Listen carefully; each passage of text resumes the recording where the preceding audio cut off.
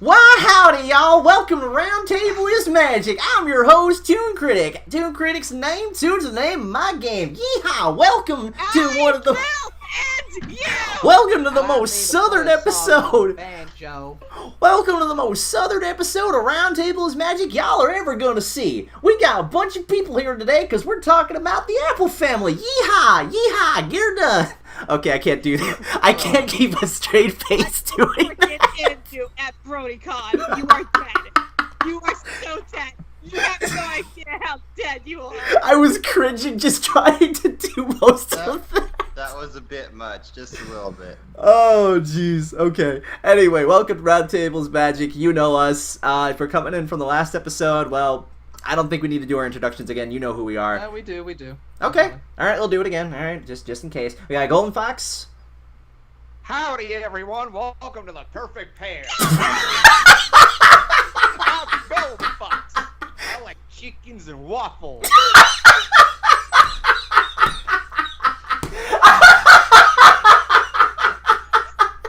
I've never heard Fox go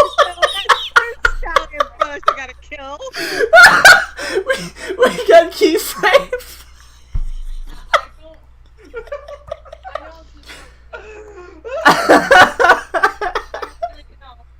I don't support this. we got Lightning Bliss. Darn tune, y'all gonna be doing a redneck accent. At least do it right. Now I'm gonna round up my posse and hang you all in the street. we also have British Ninja. Allow me to play you a song on the world's tiniest violin. First of all, Ninja, if you're going to be talking like that, it's going to be a fiddle. World's smallest fiddle.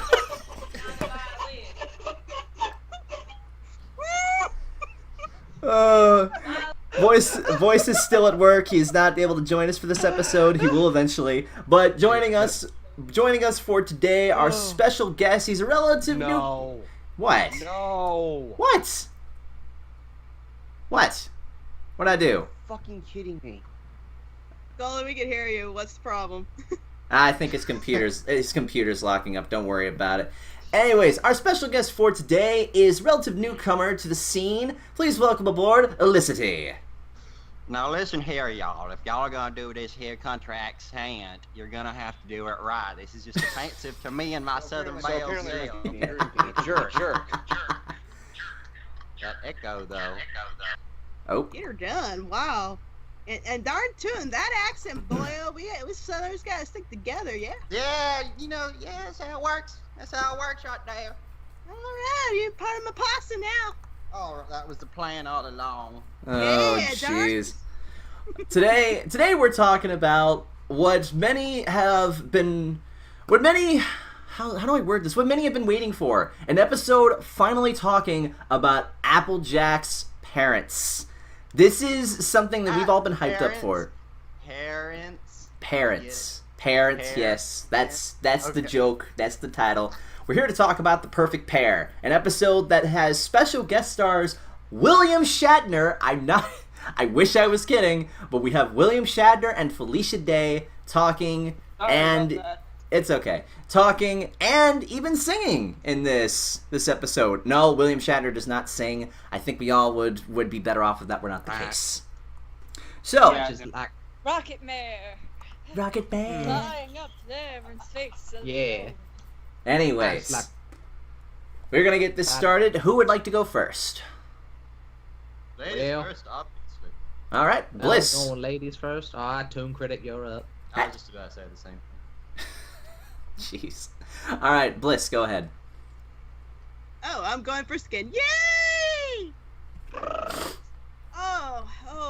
Oh, this episode, there's so many things I want to say, and I can only pick one. If you didn't cry during this episode, you're a liar. Oh, yes, I cried. I totally cried. If I have to pick one moment, that was probably my favorite part. It's this one moment from the backstory. It's that moment where Pear is confronting her dad, and he throws her that ultimatum. you're choosing the apples over the pears, and she asked me, are you making me choose? And he's like, yes, I am. And she said, then I choose them. And it's one of those things where typically it's the male that has to make this really big decision about whether or not he leaves the family or not. But in this case, it's a female, and I think that's what made me crack up the most and just started tearing up, because like her own family is literally outcasting her. And that one scene, it was so short, but it was so powerful. It was just so well done. The tears, the music, the acting, the animation, and I'm gonna cry. Aww. Don't start crying. I'm not gonna Don't start cry. How brave it was for her to make that decision. That you gotta be so brave and committed for a relationship, and in this case she was. And I'm like, if that ain't true love, I don't know what is. Yeah. Who do you pass it to? That was my favorite moment, and I will pass it to... Okay, I just want to point out that people who mimic what I do are literally being adorable. He's ripping like a little puppet.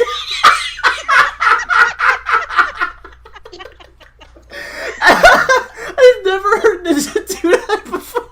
Okay, this is easily the funniest episode I think we've done in a while. Holy crap. Okay. I'm gonna pick up... Yeah, I'm gonna pick him up. You are so freaking adorable, I choose you! I will destroy worlds. Let's see, okay. Now, before we continue, I'd like to say that I'm in full support of the LBGT community. I have full respect for my liquor, bacon, guns, and tartar sauce. They're all equally important. I hope not. No, I don't think we would. Okay, now okay, so the perfect pair. Now I'm gonna struggle to talk about this, and because I can gush for ages, and I'm gonna try not to.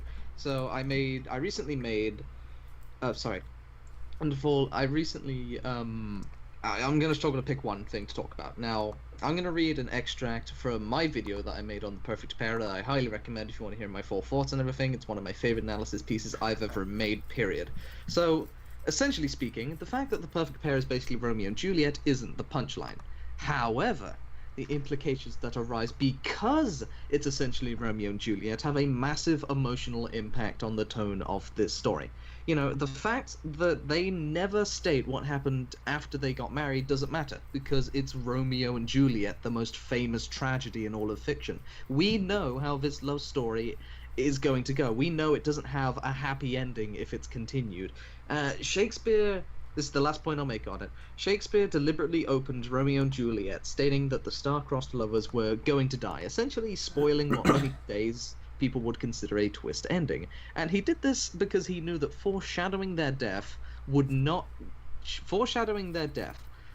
have as big of an emotional impact as just flat out telling the audience that they're going to die, you know, because then that whole thought of, oh god, these people are dead, they're going to die, they're going to have the happiest days of their life, and then they're going to die, that hits really home with the audience. You know, watching this episode, I felt much more connected to seeing them be happy, knowing the fact that it's not going to end well, if that makes sense. You know, I felt much more connected to it. I thought it was brilliant writing, easily one of the best episodes in the show, let alone this season. This is top tier MLP right here. This is beautiful. They couldn't have done a better job. So, Indeed. I'll pass it off to our guest, Elicite.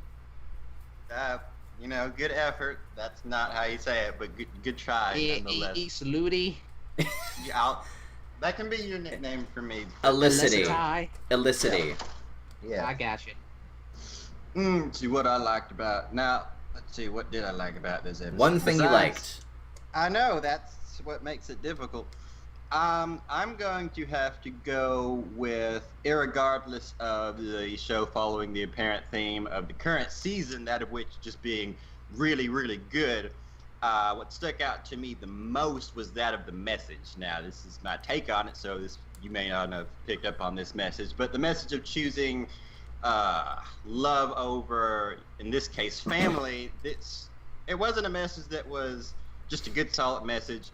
It wasn't a reminder of some age-old nugget of wisdom. It was also an application of a message that is very relevant to what's going on nowadays. I'm not going to point any fingers to any two paid leaders of ours right now, but the message of love and tolerance over, in this case, family is, again, a very relevant one that was very, it really connected with me. I think that would have to be my favorite bit of this episode in particular, regardless of just everything else that was so good with this episode. Mm-hmm. Okay. I think that's fair. Who do you pass it off to?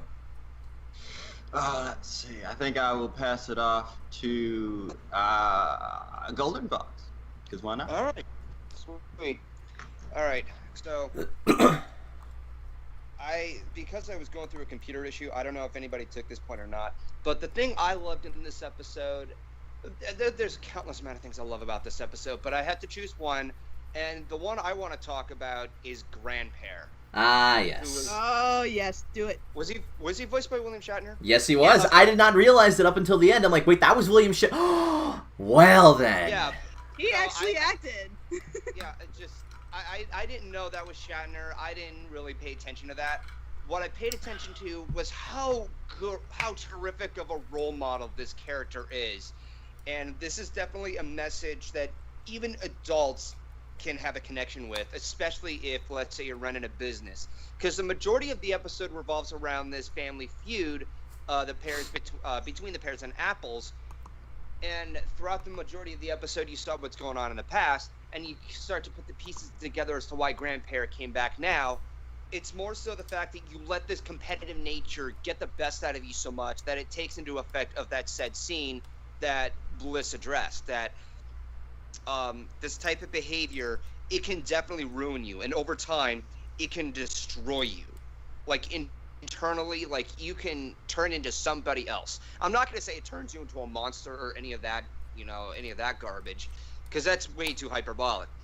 But if you start to get so competitive to the point where you're only thinking about that so single-handedly, it can really change who you are. And this is probably the best example of how you deliver a one-sided story. It's not so much as just trying to put somebody in the wrong. You see what happens, why it happens. Everything fits naturally. And at the very end, when he goes to, like, come back to give his apologies and everything, it really struck a chord with me. Like, I did not cry in this episode, but I felt a lot of emotional weight that this episode was carrying.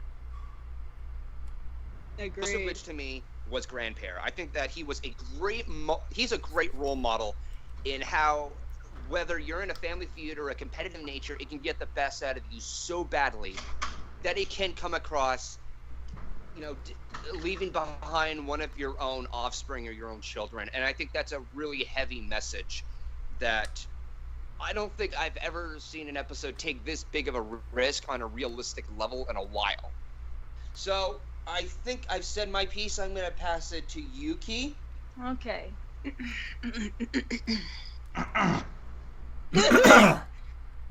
Yeah, good. There are many things in this episode that were positive that I can talk about.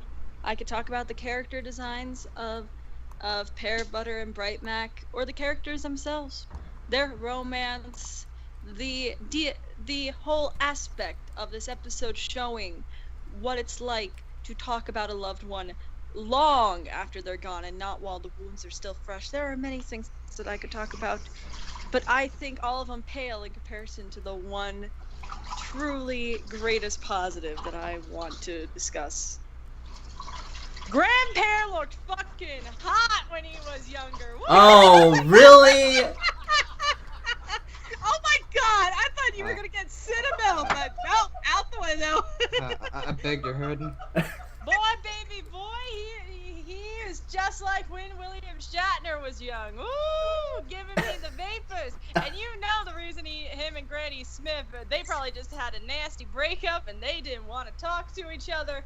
But, ooh, you can feel that sexual tension cut with a Pear butter knife. Hey! God damn it. Anyway, I passed this off. I legit was not expecting that. Well,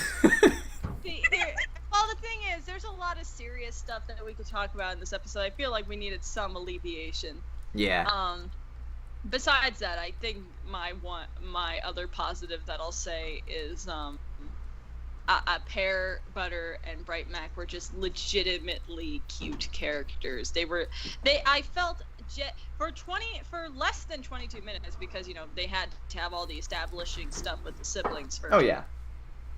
You did get connected to the characters. Also, this is like maybe the second or third time we've actually had actual lip-on-lip contact in this show.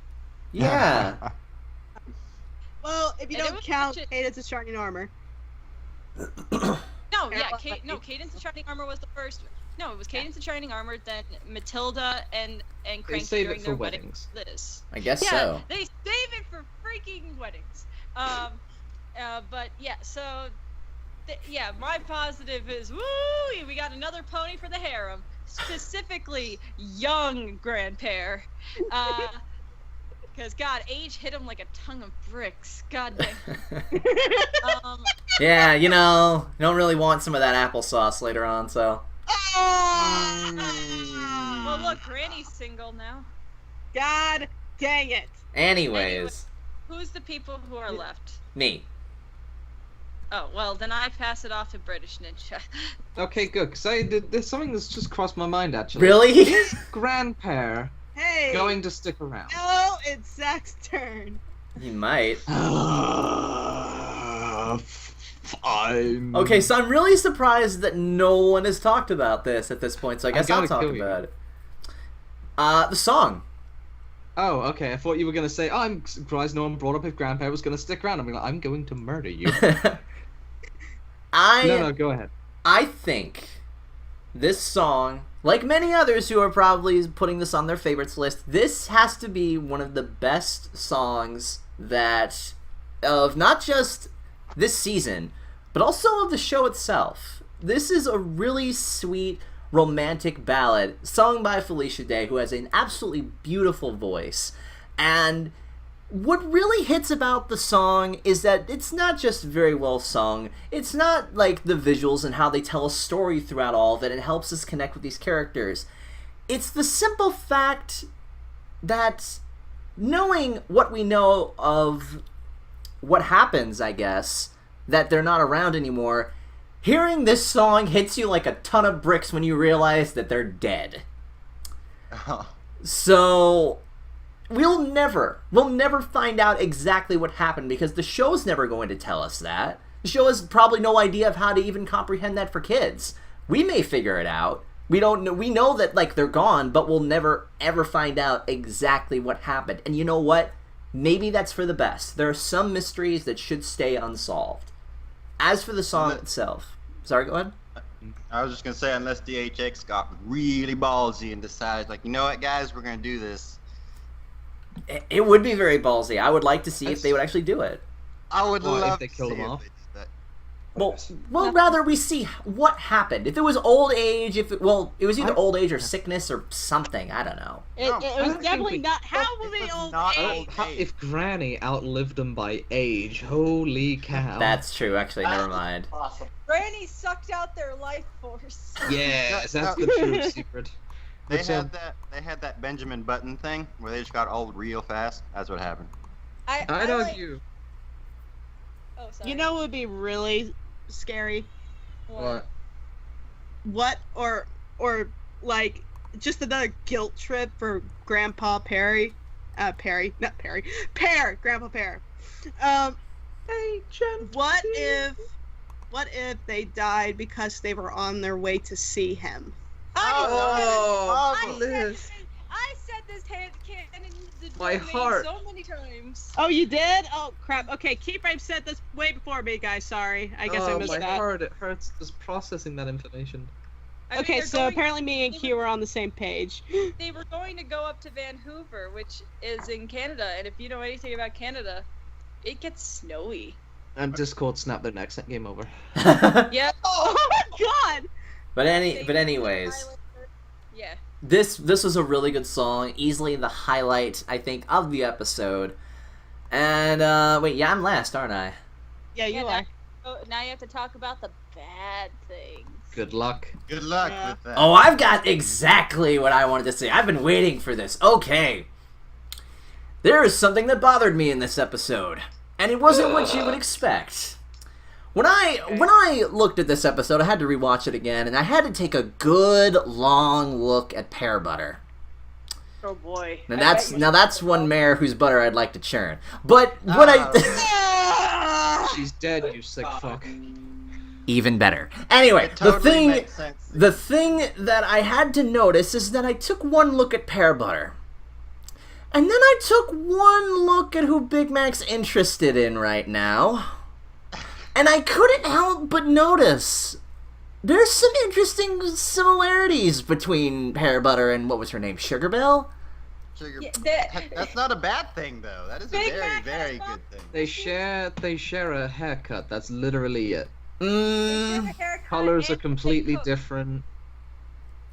Well, when you get Something... down- Something just bothered me seeing this because I'm pretty sure there's a bit of a mommy thing going on here. An Oedipus thing, if you will, for this. Now, I know the show's never going to touch that, but I couldn't help but find that very, very coincidental. Why are you king shaming him, Zach? Why is this your negative? Big Like it's Mac, a bad thing. Do you think Big Mac calls Sugar Belle Pretty Mama? Oh my god. I hate both of them. Oh boy, yeah, the PG rating went out way long ago. Okay. Me too. Yeah, I'm so sorry. I'm Chad. very- I'm so You're not that deeply sorry. Woo! Okay, yeah, I'm gonna pass that back to Kev from. I got nothing for that. Dream, mommy. That's gonna be a spin-off, I hope. But like, no, I guess my one quote-unquote negative about the episode is my suspension of disbelief kind of went away with the tree at the end. I like the tree. I liked the tree. Let me explain. I No, like she's- the tree. I like the symbol it represents. How the fuck did they not find that tree for the longest time? Yeah, that's a good point. Oh, And I can bring up the argument that maybe the longest time. I could bring up maybe Granny herself wouldn't know where it was because like there's too much bad memories attached to that one place, so she doesn't go there personally. Still doesn't explain why Apple Bloom, Applejack, or Big Mac would not go to that area unless off screen, you know, that Granny told them to not go there. But even then, I can only put my suspension of disbelief with off-screen events so far before I'm just like, okay, now the episode just wants me to fill in the dots for them, and that's not my job. But like, I feel like the one thing that maybe would have fixed it, and here's the thing, the episode is great either way, and I do like the tree. It's a very pretty symbol. Maybe it would have, maybe the thing is, I feel like maybe if they had, at least before they met either like freaking, maybe after they met Grandpair or something like that, the siblings would have found the tree themselves and then shown the grandparents, because I feel like the kids themselves should know what this thing is, because they're the ones that work all around the farm, so them not finding it would be really weird to me. But Well, this is I mean- this is overall for me a nitpick. I really do like this episode, so I'm kind of grasping at straws. But I can't lie that when I was rewatching the episode and thinking about it, I'm like, this is a pretty big fucking tree. While this confirms my thing of Earth Pony magic, because there is no way this tree would have grown as fast as it did. You were trying to say something, Elicite? I was gonna say, I mean, it is like trying to find a specific tree in a forest, just a little bit. And another thing is, if you were to kind of take a look around the surrounding area of the tree, a bunch of the other, like if you look at any of the other trees in the orchard, you know, it's very clear. But in this tree's area, everything is a lot more overgrown. So that makes me think it's kind of like a back further corner of the orchard that doesn't get touched around much.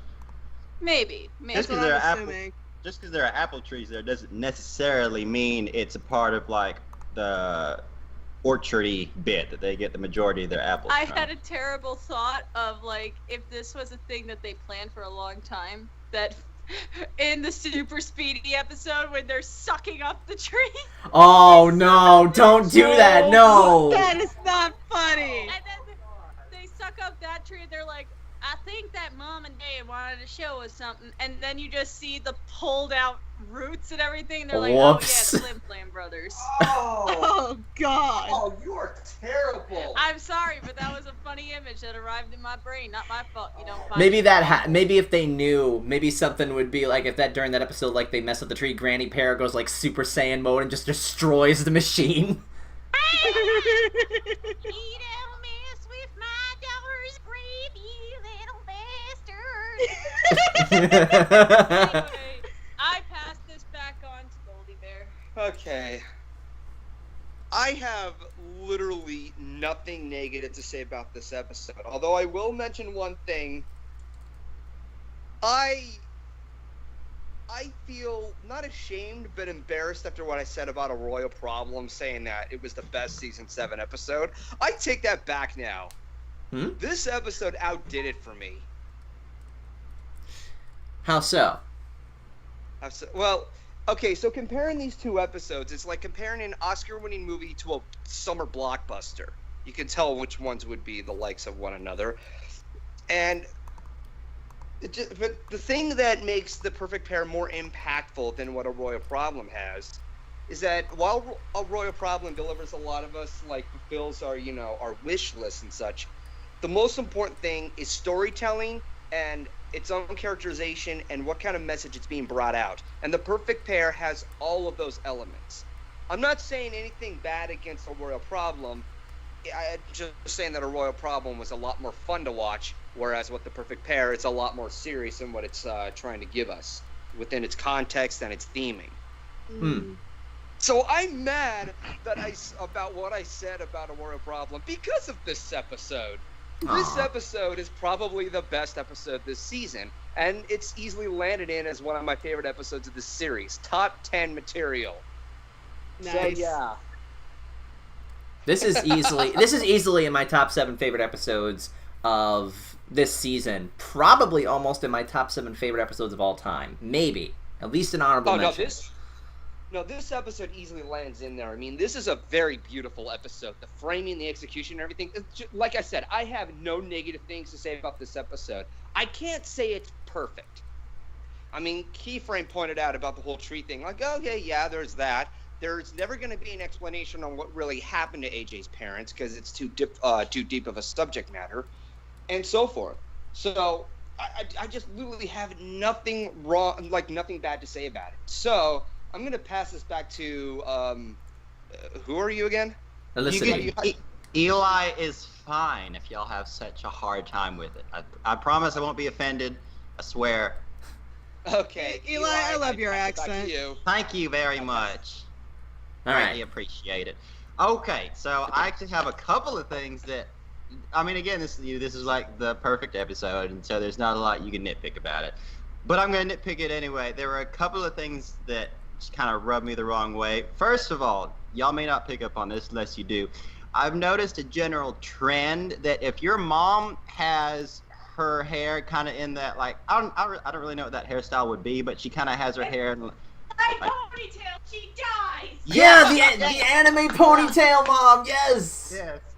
as soon as I saw her in this, and it just kind of clicked. Okay, this is Applejack's mom, and I saw her hairstyle. I was like, oh, they did this on purpose. I know they did this on purpose. That was probably the worst. The only other thing is, to be a pear, she looks a lot more like an apple than a pear. Just her color scheme. When I think pear, I don't think orange and creme brulee. If that's I see the pear in that color because of the. I mean, I don't know if you cook or bake with pears or whatnot, but when you mash pears up in a certain way and add a little bit of sugar and cinnamon, it turns a bit of a golden brownish like color, kind of like her main color scheme. Okay. So yeah, I can see how it could easily be pear, but I can also see how it can easily be mistaken for apple. So that's why I liked the color scheme. Can I just say, as another nitpick, did anyone else find it kind of weird that grown child voices were coming out of what was essentially pounded pumpkin cake? Yeah, I didn't want to say anything, but I'm like, wait, aren't they babies? Like, their eyes aren't even fully developed. Why are they talking like adults? Don't think about it too hard. Don't think about it. I'm thinking too hard! The same demon that is inside the alicorn child, it's like seeped into them. Probably that's what happened. Indeed. Was that it? Unless it's like Rugrat rules where they can only talk to each other. That was more or less it. Was the dead anime mom hairstyle. That was about it. All right, Ninja, I believe it was your thing. Wait, before you do that, I want you to take a look at that because Faith Star just finished something for you. What? Oh my god! It's a British ninja puppy. Puppy.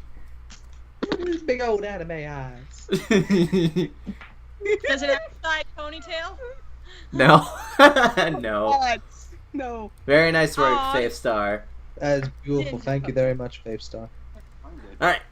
Go ahead, Ninja. Okie dokie. Allow me to collect myself to that adorableness. Disadvantages. Literally the smallest nitpicks I could ever find. I love this episode. One of the best of the show. Okay, so tiny nitpicks in the story.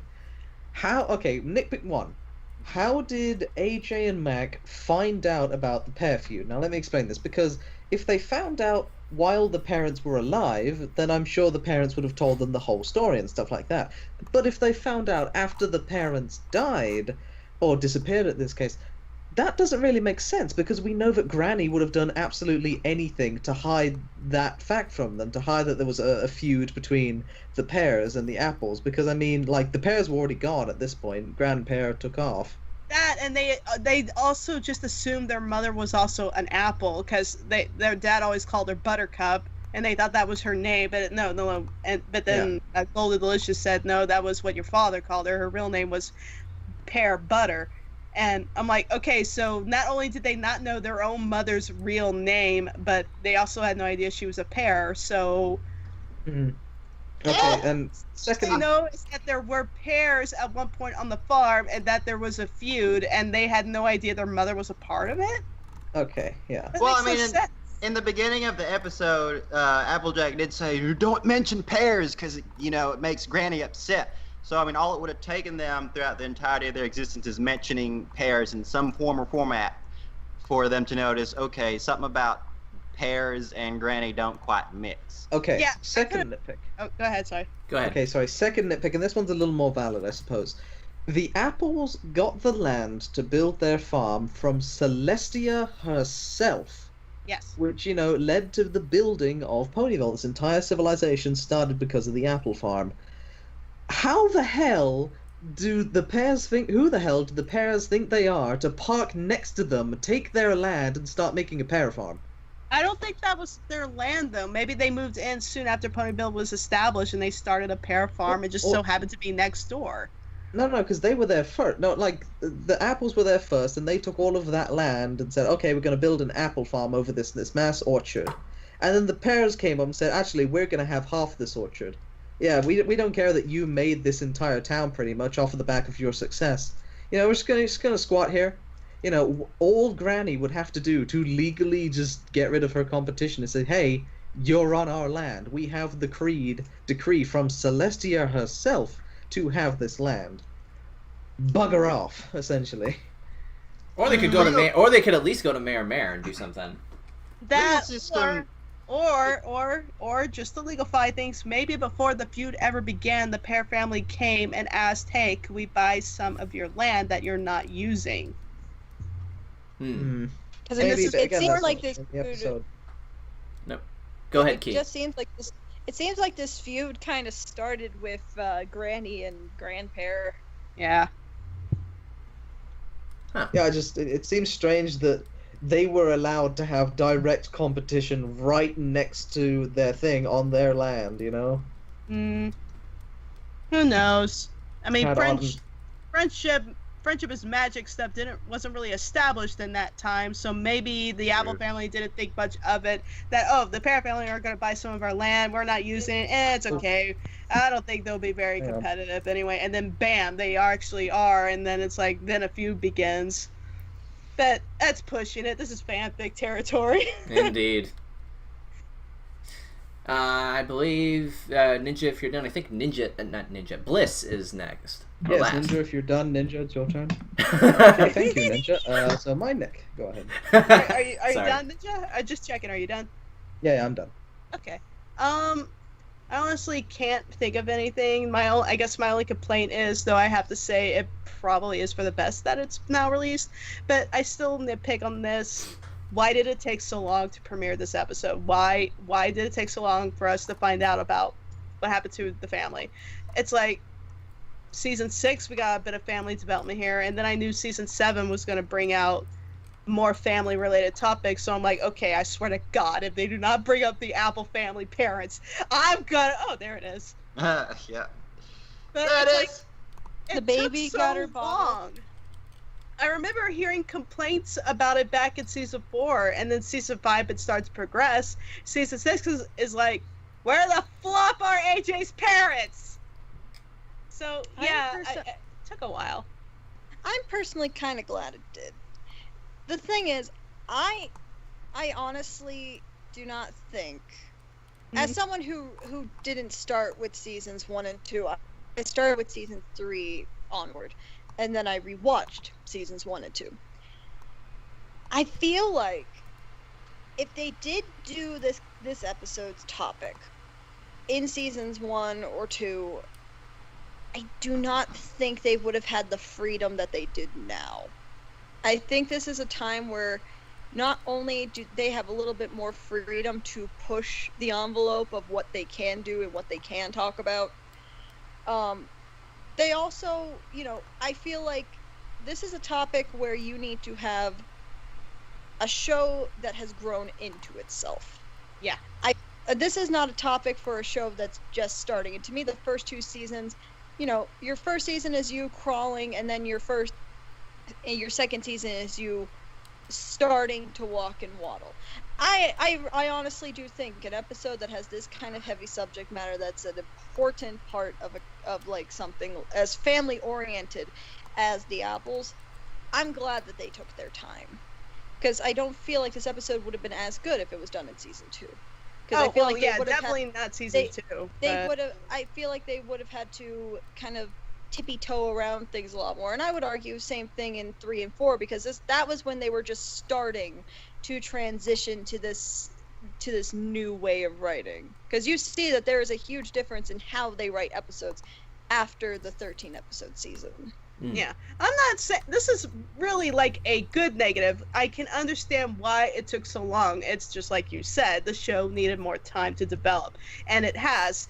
And I think it just proves that this episode was well worth the wait. Oh yeah. They executed flawlessly. So yeah, I'm my negative is more like oh man, why couldn't we have had this sooner? It was just so good. It's a compliment. Yay. And I really hope that we might get more episodes like this, if not just with AJ's parents. How about with Twilight's parents? Like, we've only seen them as backgrounds or quick cameos, but we have not a whole lot of development with them. So there's that. Hell, we have next to no idea who Princess Caden's parents are, if she has any. Interesting. Yeah, I mean, I get Rainbow Dash's parents, cringy. Hey. A little cringy, I'm sorry, a little over the top. Fluttershy's parents are even worse to me, no offense. They're too They're so nice. cute. They're too nice, and they're doormats. Then I what hate- an episode where Fluttershy teaches them to not be doormats. I Oh, know. boy. I hate. Iron I Will's back. I hate saying doormat because I know people have been telling me don't be a doormat, Bliss. I hate that word, but that's what Fluttershy's parents are. AJ's parents were not doormats, and okay, I'm done with my negative, so I'm just gonna talk about something else I really liked. Can I please? All right. Since you're the last person, go ahead. I loved the contrast of the parents. Apple. What his name was? Apple. Bright Mac and Pear Butter. I think we're. And Pear Butter. Bright Mac, like I love the transition of the parents to the children. Bright Mac was all about being honest and upfront and not letting others take the blame for his mistakes. So freaking Applejack, I love it. You got Pear, and she loved helping others and assisting and being there for them. So like Apple Bloom, and then you have Mac, and he's the quiet one, but he's the hardworking. A lot like the both of them. They both are hard workers and love their families and will do anything to support each other. And then you got to look at their color schemes. AJ is kind of a darker version of her mom. Then you have Big Mac, and he's like reverse colors of his dad. And then Apple Bloom looks like her dad. I just loved the color schemes and the personality jump backs between each other. It's like, oh, well, now we know who got what from who. They were so careful with the details here, and you could just tell that a lot of love went into this episode. Yeah. This overall was an amazing episode, I think. I think we're going to end it here, though. I think this roughly about covers everything. Now, I realized in the last episode we didn't do a Roundtable meme face. That's because I couldn't find a good one. However, for this episode, we do have a Roundtable meme face. And let me first send it to you guys. It is this face right here. Or rather, faces, which is very appropriate. And here you go. Here is your Roundtable meme face of the episode. I can find a better one. I know, I tried, but this is the best one that I could work with. Let me think of one. I love Big Macs. Big Max is probably the tapes. So, as always, if you'd like to participate in this, here's what you need to do. You need to take this image, subtitle it with the best caption that you can, go to my Twitter, tag me at ToonKritic, and put down the hashtag Roundtable meme face. I will sort through these, and I will find the best one. That's usually how this works. Is that big? What? Oh. That's my caption. That's what she said. Oh no! There's my contribution to the meme face. Literally best mom. Oh yes. Actually, if you haven't made it this far, put down hashtag Pear Butter is Bae, because she's the best mom. Bae Butter? Dead, though. Best Is aunt it- ever. Is her name Bae Butter? Hashtag Bae Butter. There we go. I love it, Key. This is why you're second in my command, because you're the best. You're a swell gal. Yeah. Yeah. All right, I think that about covers it. So join us for our next episode. Yeah, the good thing is we're not getting any more leaked episodes. Thank God. Good. It's going to be back on a consistent schedule for the next few months every week. You don't have to worry about anything else. There's no more leaks, so you guys will get these episodes the day after they come out. And whether we choose to do the episode that airs during BronyCon at the con itself or after, we're going to be covering it. Along with the panel at BronyCon. So. Wait, hang on, hold the phone. So are we doing the MLP movie on our panel or the new episode on our panel? The MLP Or movie. both? The movie. Why are we doing the new episode? Because it's special. Because we promised the movie. We promised the movie. We're doing the movie. You got a G1 pony right here, baby. We're doing the movie. Alrighty. Don't you get me? Hey, we could have done the Equestrian Girl shorts at the Ah! Sorry, yes. I'm just not used to media from you old people. Don't worry, Yeah. you'll Goodbye, get the winner of the Mirror Magic one and the and this one during the next episode. Do not worry, I have not forgotten about them. Totally. Me and Golden Yes. are going to escape into the ether because I have shit to do. Okay. Is it the plugging zone? Are we allowed to plug our plugs? Yeah, we can plug real quick. Okie dokie. Allow me to quickly hop over the Josh Scorcher's channel for, Matter Firebrand. Where is... Here it is. Okay, so it's just a recent collab that me and Josh Scorcher have done. It's pretty fucking rad, not gonna lie. Watch Awesome. that. There it is. What? Watch that. We'll watch it after this, podcast. Yes. It's great. So thank you guys for turning out for this. Thank you to Elicitie for turning out for this episode. Go and check out his stuff, his DA, his YouTube. His art is top quality stuff. It is well worth it, as well as his YouTube stuff. If you saw him in one of Ty and Daga's recent videos, he's a cool dude, and I sense he has a bright future. Thank you. He drew the best picture of Kichi I've ever seen. I know. Yes, It's amazing. That was a treat for everyone involved. So, with that being said, thank you guys for turning out for this. And by the time this episode comes out, we're going to be at BronyCon. So, hopefully, to all of you who come to BronyCon, come to our panel. It's going to be a great time. You're going to get good stuff out of it. We're going to have a blast reviewing the original My Little Pony movie starring Danny DeVito. It's going to be great, and we cannot wait to see you guys there. So, with that being said, thank you all for watching, and stay awesome.